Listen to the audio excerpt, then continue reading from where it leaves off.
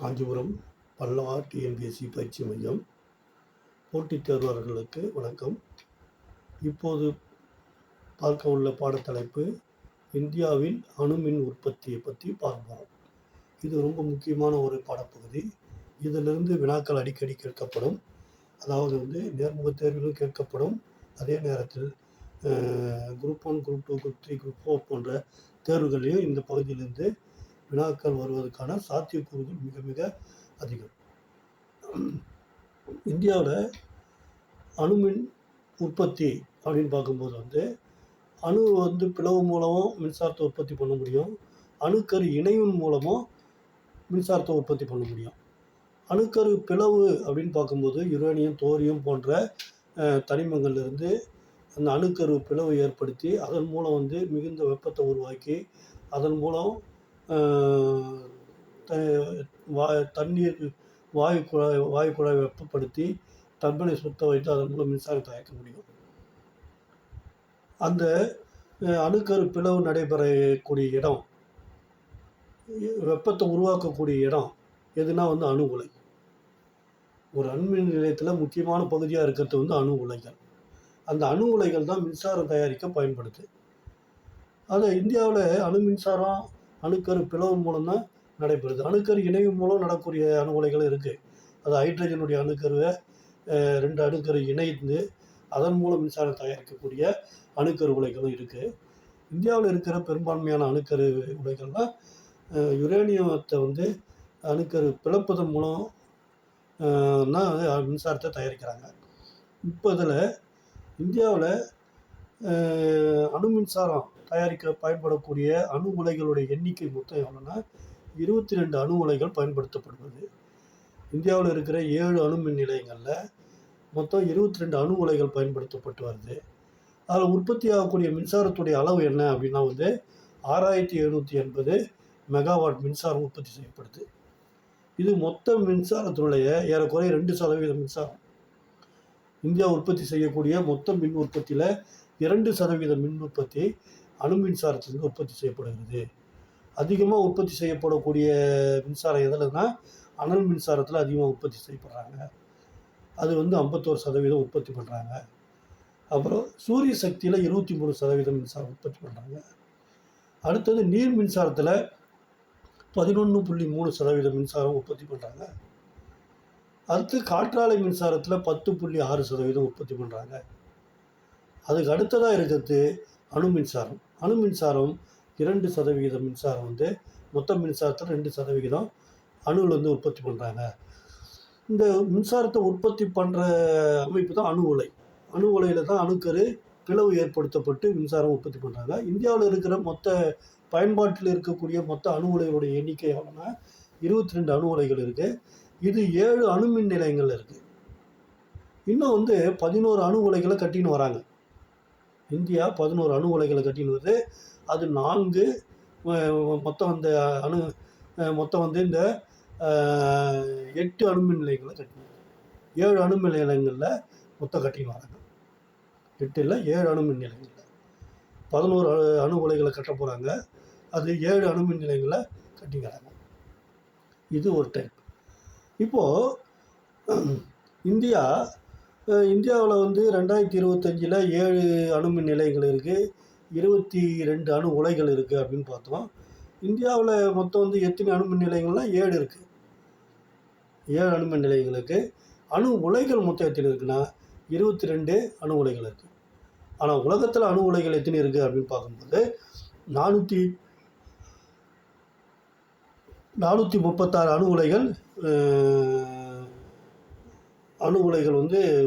உலக அளவில் இருக்குது. இந்தியாவில் 22 அணு உலைகள் இருக்குது. இந்தியாவில் இருக்கிற அணுமின் நிலையங்களுடைய எண்ணிக்கை எத்தனைன்னா 7. அதில் முதல் அணுமின் நிலையம் எதுனா தாராப்பூர் அணுமின் நிலையம். அது 1969 கட்டுறாங்க. மகாராஷ்டிரில் தாராப்பூர் என்ற இடத்துல இருக்குது. இதில் இருக்கிற அணு உலைகளுடைய எண்ணிக்கை 4. 2வது அணுமின் நிலையம் எதுனா ராவட்பட்டா அணுமின் நிலையம். இது ராஜஸ்தானில் இருக்குது. இது 1973 கட்டுறாங்க. இதில் இருக்கிற அணு உலைகள் எண்ணிக்கை மொத்தம் 6 இருக்குது. 3வது அணுமின் நிலையம் சென்னையில் இருக்கிற கல்பாக்கா அணுமின் நிலையம்.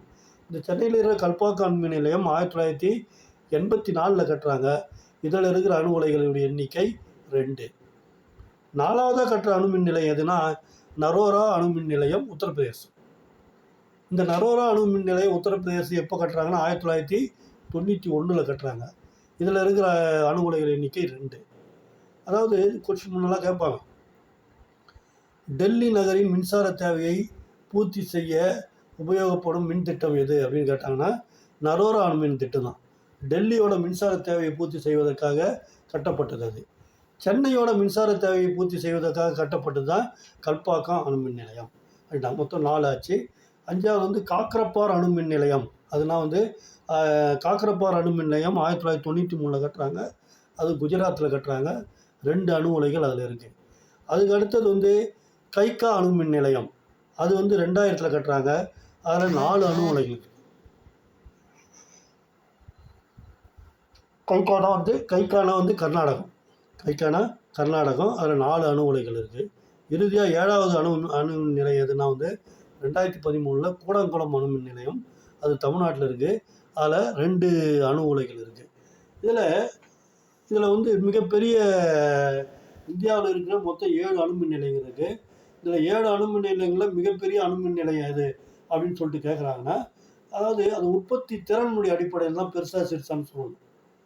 இப்போது கூடங்குளம் அணுமின் நிலையம் 2000 மெகாவாட் மின்சாரத்தை உற்பத்தி செய்யக்கூடிய திறனை உடையது. அதுதான் இந்தியாவுடைய மிகப்பெரிய அணுமின் நிலையம். அதுக்கு அடுத்ததாக 2வது மிகப்பெரிய அணுமின் நிலையம் எதுன்னா தாராப்பூர் அணுமின் நிலையம். அது 1400 மெகாவாட் மின்சாரத்தை உற்பத்தி செய்யக்கூடியது. 3வது பெரிய அணுமின் நிலையம் எதுன்னு கேட்டாங்கன்னா ராவட்பட்டா அணுமின் நிலையம். அது 1180 மெகாவாட் மின்சாரத்தை உற்பத்தி செய்கிறது. ஸோ இதுதான் மிகப்பெரிய அணுமின் நிலையங்கள் எது வரிசை கேட்டாங்கன்னா, முதல்ல கூடங்குளம் அணுமின் நிலையம், 2வது தாராப்பூர் அணுமின் நிலையம், 3வது ராவட்பட்டா அணுமின் நிலையம். அதாவது முதல்ல தொடங்கினது எது அப்படின்னு பார்க்கும்போது தாராப்பூர் அணுமின் நிலையம், கடைசியில் தொடங்குது எது கூடங்குளம் அணுமின் நிலையம் அப்படின்னு சொல்லிட்டு நம்ம தெரிஞ்சுக்கணும். இது 2% மின்சாரத்தை தான் நம்மளுக்கு கொடுக்குது. இதுக்கு இந்த 7 அணுமின் நிலையங்களுக்கு அணு உலைகளுக்கு தேவையான யுரேனியம் வெளிநாட்டிலேருந்து நம்ம பெரும்பாலும் இறக்குமதி பண்ணுறோம். ஒவ்வொரு வருஷமும் அணுமின் நிலையங்களுக்கு தேவையான யுரேனியத்துடைய அளவு சுமார் 500 டன் யுரேனியம் தேவைப்படுது. இந்த அணுமின் நிலையங்களுக்கு தேவையான யுரேனியத்துடைய அளவு ஒரு வருஷத்துக்கு 500 டன் தேவைப்படுது. இந்தியாவில் ரொம்ப கம்மியாக கிடைக்குது. மிச்சம் எல்லாத்தையுமே இறக்குமதி செஞ்சுக்கிறோம். இது தற்போது பயன்பாட்டில் இருக்கக்கூடிய அணுமின் நிலையங்கள் மொத்தம் 7 சொல்லிட்டோம். புதுசாக ஒரு 4 அணுமின் நிலையங்களை கட்டின்னு இருக்கிறாங்க.